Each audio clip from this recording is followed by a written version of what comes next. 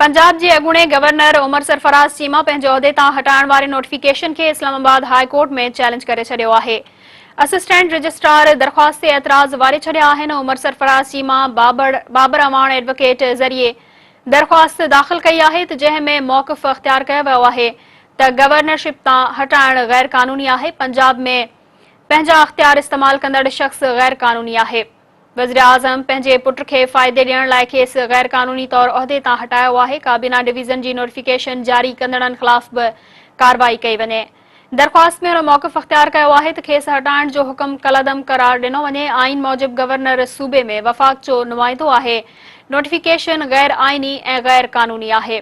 District branch जे assistant registrar अॻूणे governor जी दरख़्वास्त ते एतिराज़ वारींदे चयो त मामिलो पंजाब सां तालुक़ रखे थो। हिन अदालत जो दाइरो अख़्तियार न आहे। धुर बणायलनि ख़िलाफ़ दाख़िल दरख़्वास्त ॿुधणी जोगी नाहे।